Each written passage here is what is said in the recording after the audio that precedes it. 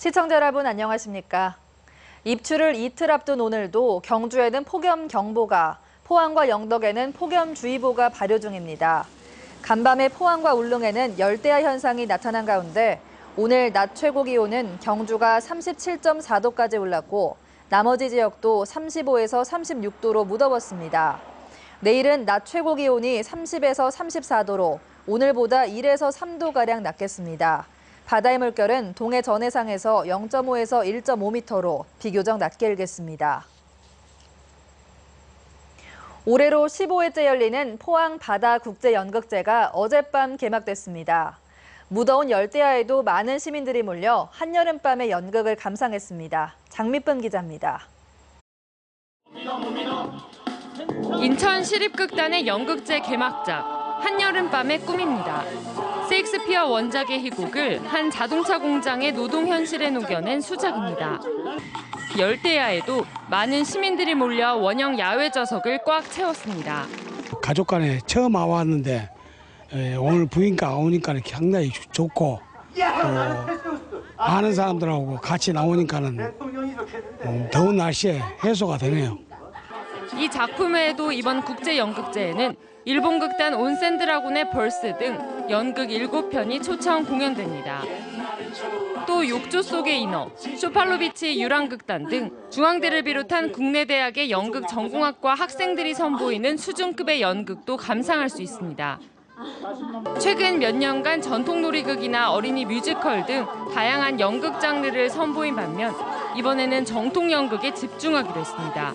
거의 15년 전에 초심이랄까요? 처음 연극제를 만들었던 그 정신으로 돌아가자 해서 이제 앞으로 순수 연극을 지향하는 연극제로 컨셉을 바꿨습니다. 또 축제 기간 동안 지역 청소년을 대상으로 한 중앙대 교수진의 연극학교도 운영될 예정입니다. 이번 연극제는 환호공원과 시립중앙아트홀 두 군데에서 오는 9일까지 닷새간 열립니다. MBC 뉴스 장미쁨입니다. 경북에서는 올 들어 처음으로 야생 진드기에 물린 80대 여성이 숨졌습니다. 경상북도는 군위에 사는 82살 이모 할머니가 지난달 29일 농사일을 하면서 야생 진드기에 물린 뒤 무기력증과 발열 증세를 보여 병원에서 치료를 받았지만 이틀 뒤인 지난달 31일 숨졌다고 밝혔습니다. 경북보건당국은 올 들어 중증 열성 혈소판 감소 증후군 환자가 2명 발생해 나머지 1명은 병원에서 치료를 받고 퇴원했다며 야외에서 야생 진드기에 물리지 않도록 피부 노출을 최소화할 것을 당부했습니다. 폭염이 열흘 이상 이어지면서 경북도 내 가축 피해가 급증하고 있습니다. 경상북도는 어제까지 폭염으로 46농가의 닭과 돼지 10만 3천여 마리가 폐사했으며 피해 가축은 대부분 닭이라고 밝혔습니다.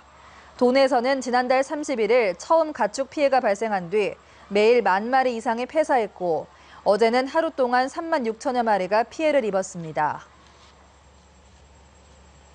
국립수산과학원은 최근 전반적인 고수온 속에 부분적으로 적조와 냉수대가 확산되고 있다며 양식어민들의 각별한 주의를 당부했습니다.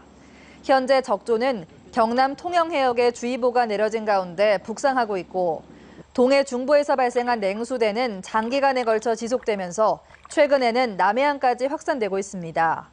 수산과학원은 양식어류는 27도 이상의 고수온이 지속되거나 냉수대가 소멸한 뒤 고수온에 노출되면 수온 쇼크를 받아 대량 폐사할 수 있다며 이럴 때는 사용 밀도를 낮추고 사료 공급을 중단할 것을 당부했습니다. 경주가 여행 관련 민원이 가장 많이 접수된 국내 여행지로 나타났습니다. 국민권익위원회는 지난 2013년부터 지난달까지 국민신문고에 접수된 국내 여행 관련 민원 1,030건을 분석한 결과 민원이 가장 많은 지역은 경주시로 73건이 접수됐다고 밝혔습니다. 그 다음으로 제주와 강릉, 해운대구 등이 뒤를 이은 가운데 민원 유형별로는 택시비 등 요금 관련 민원과 불친절, 쓰레기 문제 등의 순이었습니다.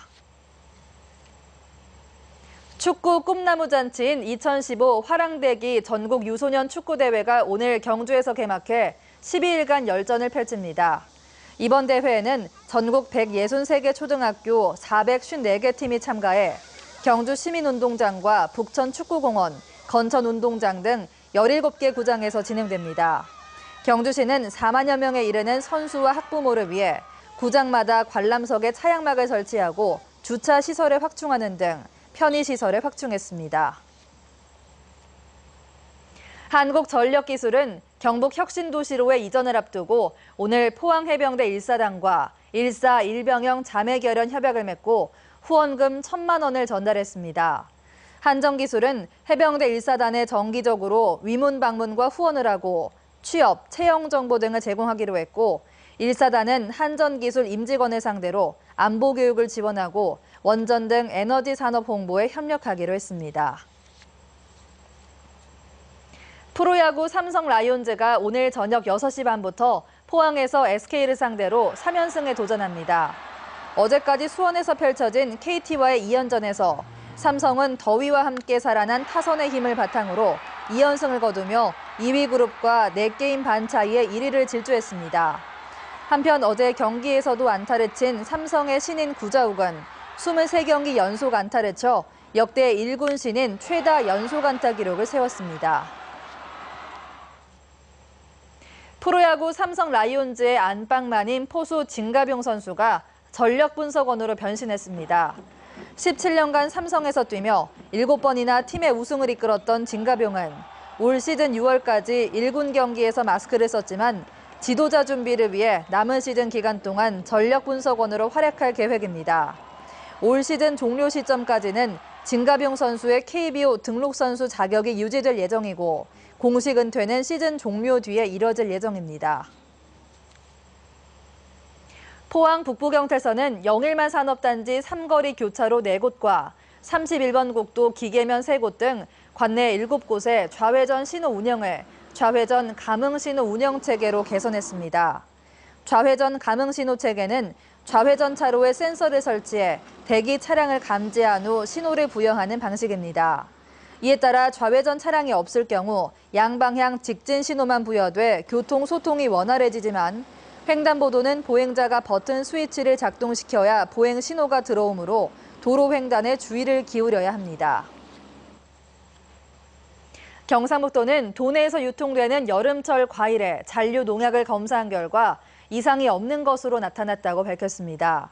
도보건환경연구원은 지난달 13일부터 31일까지 참외와 포도, 수박, 사과 등 과일 35건에 50종의 잔류 농약 검사를 한 결과 복숭아 등 11건에서 농약이 나왔으나 모두 기준치 이내로 안전에 이상이 없었다고 설명했습니다.